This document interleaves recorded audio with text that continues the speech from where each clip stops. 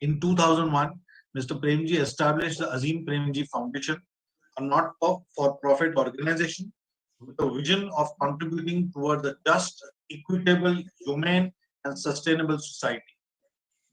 Today, the foundation's work spans across education and other critical fields of human development and justice. Mr. Premji's donations to the endowment of Azim Premji Foundation, valued as of end June 2021 at rupees 2,62,000 crores, USD 35 billion, make it one of the largest foundations in the world. When the pandemic broke out last year in 2020, Azim Premji Foundation and Wipro Group committed rupees 1125 crores for COVID relief. And this year, in 2021, the foundation has increased this commitment by another 1,000 crores. Over the years, Mr. Premji has received numerous honors and accolades, which he considers as recognitions for the team of Wipro and the foundation. Apart from being conferred with honorary doctorates by Indian and global universities, the Republic of France bestowed upon him a Legion of Honor. In January 2011, the Indian government conferred him with Padma Vibhushan, the second highest civilian award in India. The Carnegie Medal of Philanthropy was bestowed on him in 2017, hailing the conscience, integrity, and compassion that have guided his visionary giving, with invaluable benefit to both the nation and to the world. I think after hearing this, you all will agree that the man is so modest that all of this is not available in most of the public domain areas, and there's so much that we have learned even from on his philosophy from the CV. With that, Mr. Premji, let's straight away get into and make the most of the limited time that we have by starting our Q&A. So with the permission, may I begin, sir? Yes, please. So, the most common question that we have received is, what inspires individual to be a philanthropist? Is it inborn instinct? Is it values of life, sense of responsibility, fallout of some situation, or is it a cultivated virtue? What has been your inspiration in this aspect?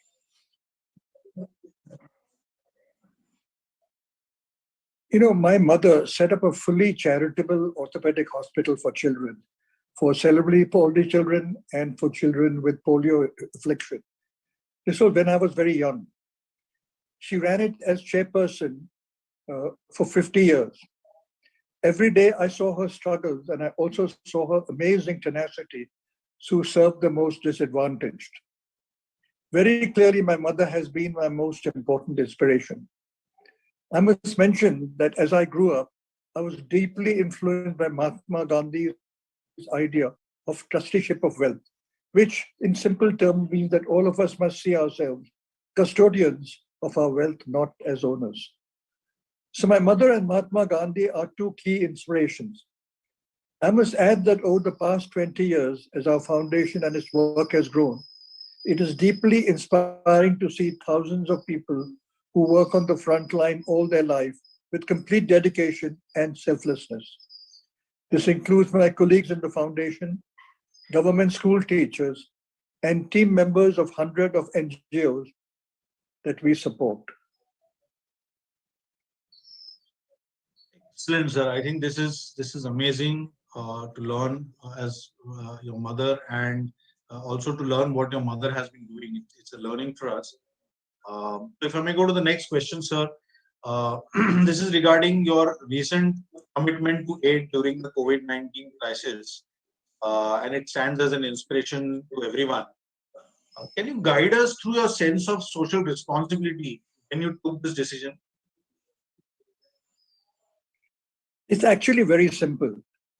The pandemic is an unprecedented crisis in the past 100 years. So we were very clear that we must do everything that we possibly can. So the answer is very simple. We had to do everything that we possibly could. It's as simple as that. I mean, and with that, let me take the next question. In your speech, you mentioned that you regret that you didn't start your philanthropic initiatives early in your life. And we have a large bunch of young students and young chartered accountants who are our members and who are eager to join the corporate world. What would be your advice on including the culture of giving back to society from an early age to these youngsters? I think the most useful thing is to go out and engage with the real world. Get your hands dirty. Go into the field. Really experience the problems that our fellow human beings live with. The inequity, the injustice, and too often the lack of basic things, including dignity. If we experience such things, I'm sure every one of us will be moved to do whatever we can. One of the things I think we should do is to let our children experience this reality from early on in their life. This builds a sense of empathy, of humaneness, which is core to trying to do whatever you can do. This part of your advice, I'm sure all the youngsters listening are going to be motivated, and you will be credited for giving them this advice to begin early so that they have no regrets like you have. But though you started late, sir, you have more than made up. That's amazing, sir. Your recent aid covers three broad areas: the vaccination drive, which is obvious, the food. But what intrigues me is also your commitment for the support for employment. So, how does the foundation plan to regenerate livelihoods for lakhs of people, sir? What's the thought behind it? Actually, we have already helped 83 lakh people regain their livelihoods. This was through a range of activities, including providing agricultural inputs like seeds and fertilizers wherever it was needed, or providing working capital to poultry farmers and handicraft workers. Our focus was in rural areas and with the most vulnerable parts of society. This is where the aid is actually needed, because all of us in the urban areas are looking for avenues to support within our close circle, but it is at the grassroots level where it's needed. And I'm so happy to hear that the focus has been in the rural. So that's amazing. So when it comes to the rehabilitation or all these measures, there are three constituents. There's government who makes efforts through various welfare schemes.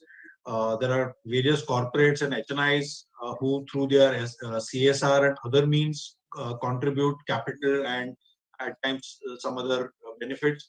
And then there are these NGOs who have grassroots knowledge of the deprived section. So when the three clogs who are working toward the same objective, in your opinion, do you see there's a need to create some kind of a PPP model to prevent duplication, omission, wastage of scarce resources? Is there model possible? I don't think any kind of a simple model will help. It is important to collaborate with government. Our experience is that if you have the right intention and have the expertise, the government will collaborate, and they collaborate very meaningfully. But this must be done on the ground.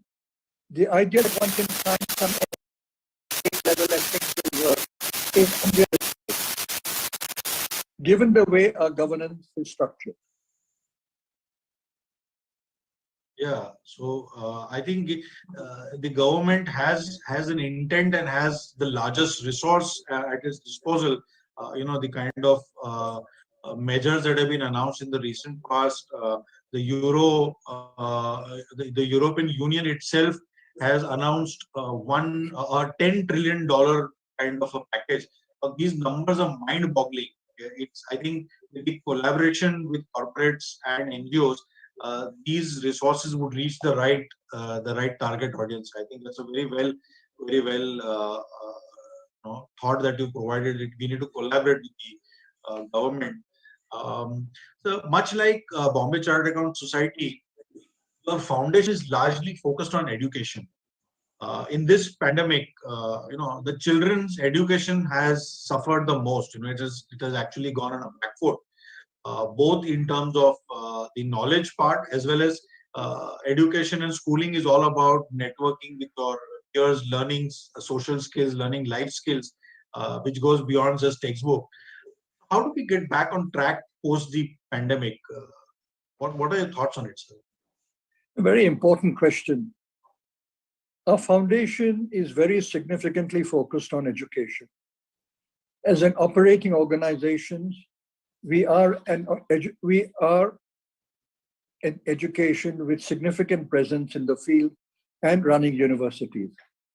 I must point out that in addition, we have a significant grant-making side, which supports hundreds of NGOs which work on issues ranging from gender empowerment to small and marginal farmers' resilience to improving local democracy.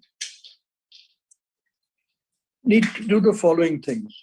First, when schools were closed, leaders need to go into neighborhoods and conduct classes in open spaces.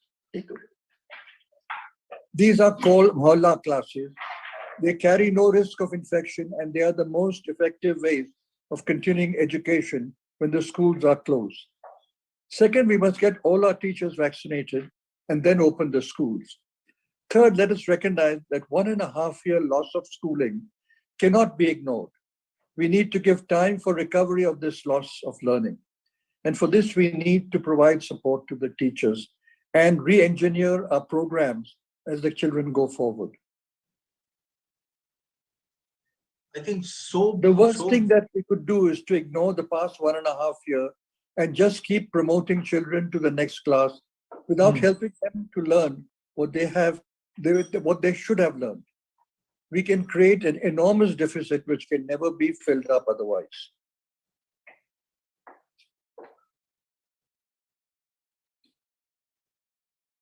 So that's amazing how you've thought through this education, because all of us, I think, are fumbling with that aspect. You may have the resources, you may have everything, but how to sequentially take this forward with all areas covered. I think it's a very well thought out strategy, and thank you for that. Yes. On the next question, I may just take a little away from the education part and focus on something which personally I am always concerned about. So India's GDP has been phenomenally rising post liberalization in the 90s, and thanks to the liberalization, we've had companies like Wipro, Infosys, TCS, and many others which have mushroomed and grown superbly, providing employment and adding to the GDP. But yet, as a country, our per capita income remains an area of concern. And in the pandemic, the gap has only widened. Also, this is a phenomenon which is global, but in India's case, it stands out. And so, what are your suggestions and thoughts on how do we minimize this inequality of income? There's nothing dramatically new I can say. We must ensure that we have high quality public education and public health. When I say public education, I mean right up to college.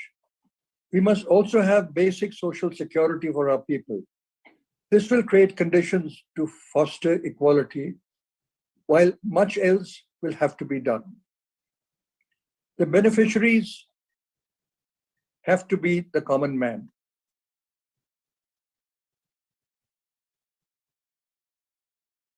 So I think that's where a lot of focus will have to go. Of course, the large philanthropic efforts that the likes of you are making surely adds towards raising the uplifting the the poor. But there are many more things that need to be done. I think that's amazing how you put it. Sir, the beneficiaries of your largesse are the weak, the marginalized, the challenged, and in most cases downtrodden. Downtrodden.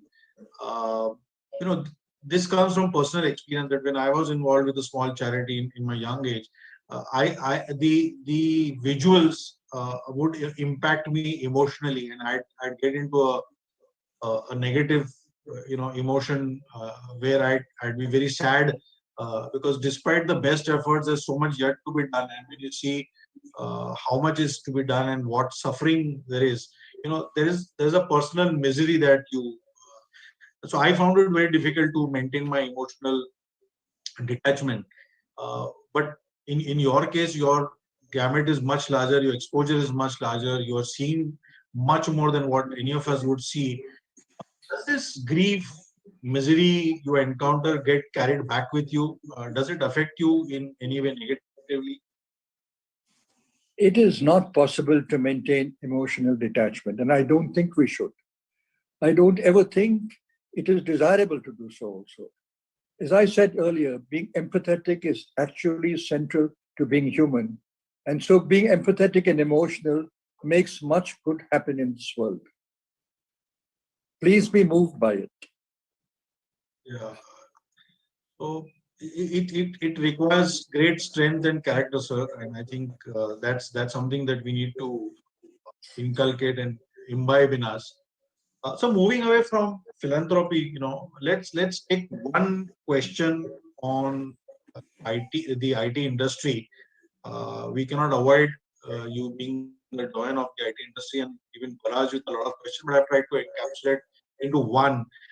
Is like like with every industry, IT is also going through an evolution, considering that the industry has been largely working away from office in the past 15 months or so. What are your thoughts on the next phase of IT in India, sir? It cannot be denied that the world is still reeling from the enormity of its impact. For many businesses, there have been significant disruptions. Winston Churchill once said, "Never let a good crisis go to waste." Businesses must rethink and reshape their strategies and challenge the parameters of which they have continued themselves earlier. Within the first few weeks of the lockdown, over 90% of the technical industry was working from home. And today, even today, over 90% of people continue to work from home. The IT industry kept the world running even during the pandemic times. In fact, the ITES sector in the year 2021 grew 2 to 3% and added 138,000 net new jobs. This financial year, I would not be surprised if the industry grows in very decent double digits. IT industry has found traction in a hybrid model of work where people can partially work from office and partially work from home.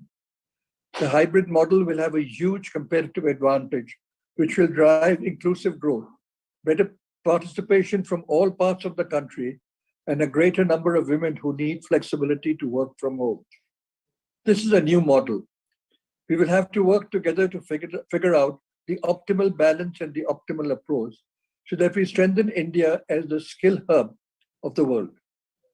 The IT industry is well positioned to drive the next phase of India's growth, and it will contribute significantly in achieving the ambition of a $5 trillion economy.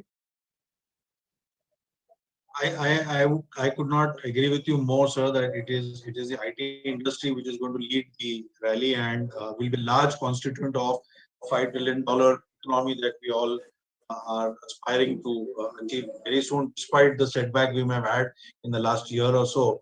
And work from home seems to be here to stay in some stage in hybrid. And coming from real estate, I can tell you, my fraternity is of course concerned at the loss of business possibly they'll see at with real estate requirement, commercial real estate requirement possibly going down. But if it does well and it does best for the society, I think that's a great thing to happen. Sir, I may now move to a section where uh, picking on your wisdom. to advise our general membership on a few aspects. So, many of our members or most of our members are involved in certification or in audit practice. And auditing is a high risk function. On one hand, you have ethics, and on the other hand, there are conflicts galore. Um, how how are we to maintain this balance? What is the corporate? How do we maintain this balance? And if I may kind of add a question to that is, what is the corporate world expecting from chartered accountants as a group? Ethics, in the context of a professional, is keeping in mind the spirit of law and not just the letter. Any conflict on that front should be governed by what is the right thing to do, considering the spirit of law. And on those matters, anything gray is black. We should expect the CAs and auditors to stand up for values while being sensitive to the legitimate needs of the business. My experience has shown beyond any doubt that sustainable business success can only be achieved on a foundation of ethical business practices. Sir, I am taking back something which is a new learning from me. Anything that is gray is black in the context of ethics is an amazing insight, sir. In one sentence, I think you've explained how to meet this criteria of following the spirit of the law and not the letter. I think that's amazingly explained, and I think all our members are going to carry that back forward. So the next question, if I may take, following up on ethics, in your speech you mentioned, but before that, let me rephrase this question. So how do you ensure ethics and values are preserved and followed in a large organization like yours, which has close to about 200,000 employees, and add to that the vast demographic spread of your staff across various cultures? So how do you ensure ethics and values are preserved in your organizations? We have a three-step approach: communicate, demonstrate, and enforce. First, communicate the values and train people on how to apply these values in their respective areas. Second, ensure that all leaders, especially senior leaders, walk the talk and demonstrate their values in all their actions without exceptions. And third, wherever there is a violation of values, take swift, effective, and visible action. Wow. So at the leadership that once you demonstrate yourself, you walk the talk. I think the rest falls into place. And a very important aspect is communication. I think that aspect most people miss out on is we do not know the exact expectations and values which are not stated. I think it's amazing to hear that, sir. So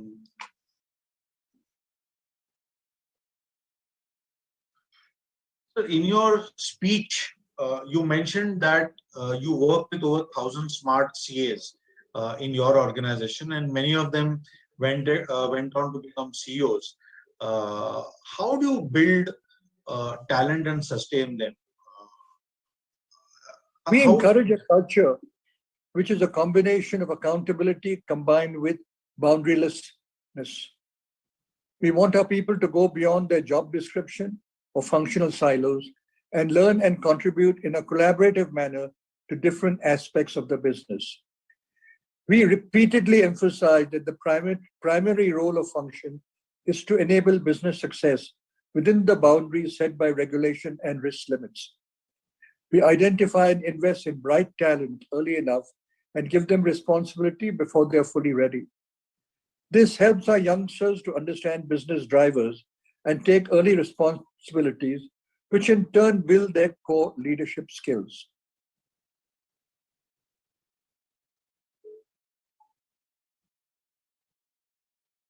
Right, sir. So one more question I'm going to take, and this is to sort of understand your so personally in your journey in the India Incorporated. You have gone through many ups and downs. So any specific experience which has stayed with you, which you'd like to share with us, something from your memory? When you're part of a business for over 5 decades, there are far too many experiences. But the best experiences have come from people, my colleagues, customers, suppliers, distributors, and more recently, teachers and children in schools and villages. I can say in all honesty that every one of them has helped me understand my business, society, and the country a bit better and motivated me to do better both as a leader and as a human being. So, sir, this entire simplicity of yours, how you give credit to the smallest of person you may have come across, and the various sectors you have taken inspiration from, it is highly motivating. And sir, um, at the end of it, I must say that this conversation that I've had the pleasure of having with you, I'm going to go back uh, definitely educated for sure, inspired 100%, and sir, impressed we always were. So with these words, may I hand over to our incoming president, Abhay, to take these proceedings forward, please. Thank you so much, sir. It was a pleasure talking to you. Thank you. First of all,